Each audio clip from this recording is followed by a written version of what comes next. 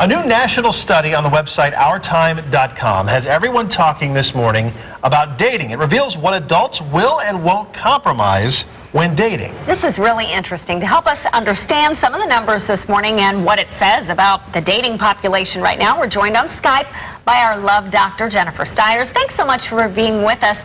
Okay, this was really interesting to me. 1/3 of adults approve of snooping through their partner's phone for texts, emails, and voicemails. Is that okay? I guess so, by 1/3 of the people, right? Yeah.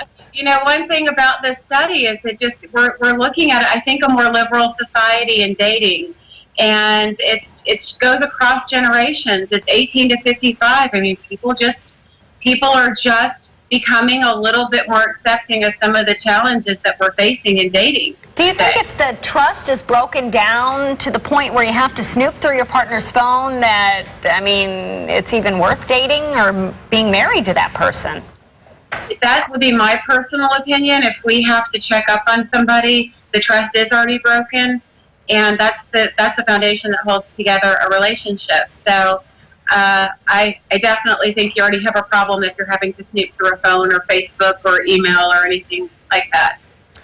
Yeah, the trust, it's like once you break the trust, it's all downhill after that. What about older people in health? The survey revealed some pretty interesting numbers on this as well.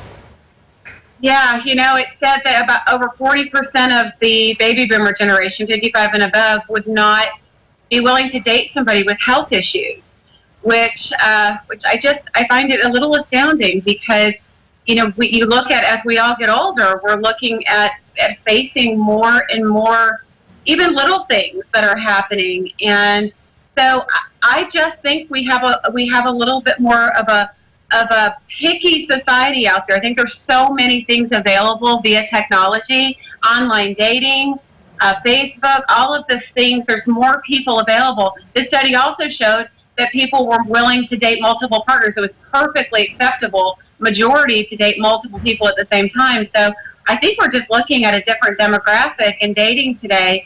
It's not traditional anymore. We're in a different generation where kind of a lot goes, and there's a lot of leniency in dating. You mentioned that people are being choosier, but maybe a little less superficial, because 65% are saying they wouldn't date anyone with a health problem over the age of 55. But 64% are saying they would date someone that they consider less attractive, which is so modest, of people.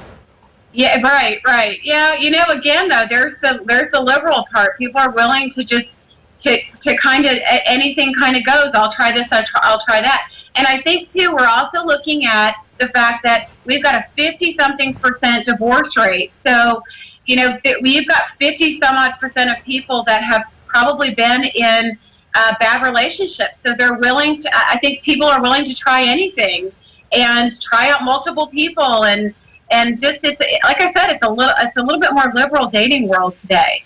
A lot more options, a lot more temptation, and it's just changed. Definitely some interesting numbers and some interesting statistics there. Thank you so much, as always, for coming on with us.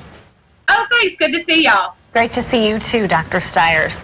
42% won't date outside their race, and 42% would work things out with an unfaithful partner. I also liked 33% of Americans think it's okay to spy as well. We talked about that, but it's like it almost sounds like a sitcom. Yeah. Yeah, material for one. If you want to see that whole study or the interview again, it's on our website. Go to fox23.com, click on the Fox box, look for National Dating Study.